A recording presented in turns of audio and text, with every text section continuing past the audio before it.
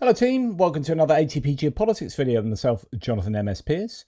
I'm just reporting to you a recent interview that has taken place on CNN with the Russian ambassador to the UK, who has potentially let out of the bag some staggering numbers concerning Russian casualties.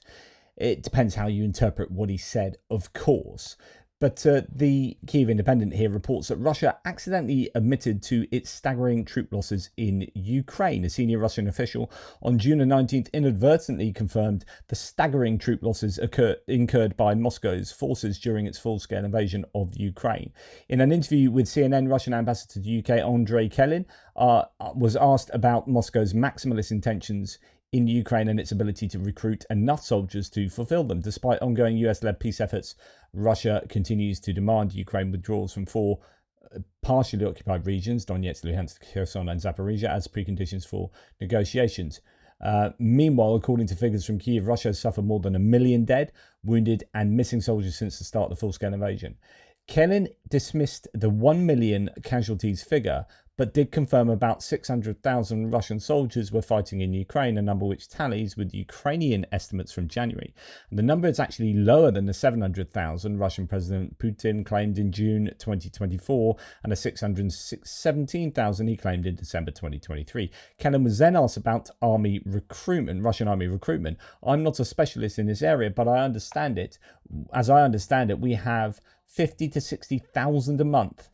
Those volunteers who are coming, recruiting, posting, and they would like to get engaged with this thing in Ukraine, he replied. He did not explain why the size of the Russian army fighting in Ukraine has gone down, despite what would amount to around 250,000 extra troops being recruited and sent to the front since the beginning of this year. According to the figures of the General Staff, Ukraine's General Staff, Russia's lost 217,440 troops since January the 1st, 2025. The discrepancy tallies with Western analysis of Russia's staggering losses.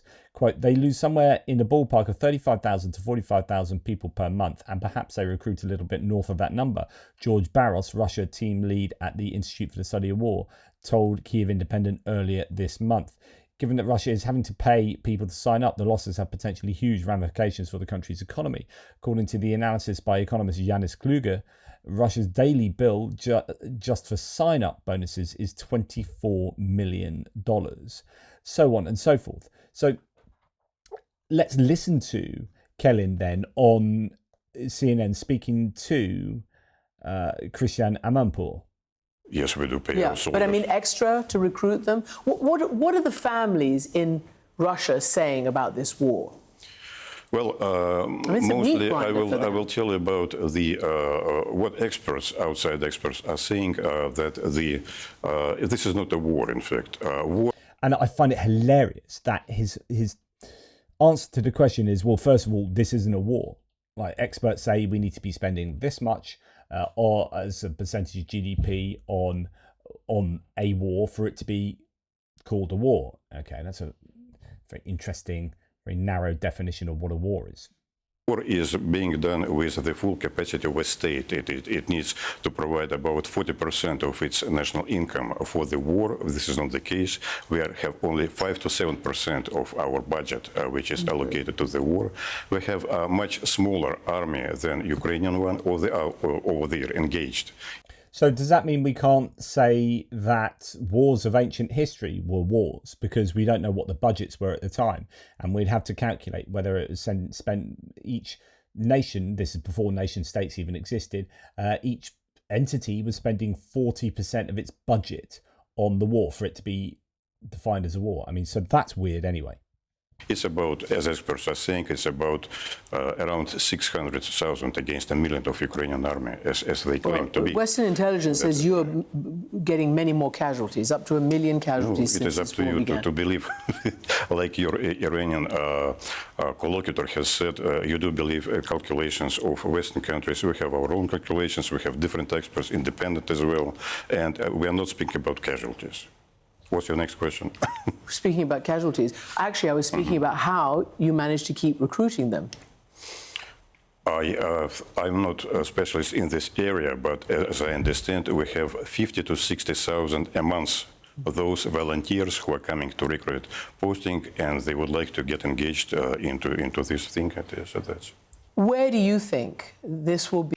So that's the claim. He says, well, as far as I understand it, we've got 50 to 60,000 people being recruited a month, and then he's already given you the size of the armed forces, which is 600,000.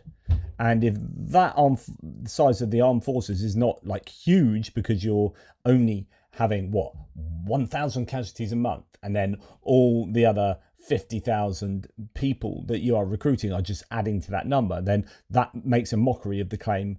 Well, both of those claims. In other words, for the armed forces to be around 600,000, which is down from where Putin had previously stated it was, then most of those 50 to 60,000 are probably being killed. So, like, this is a pretty controversial claim from Kellin here.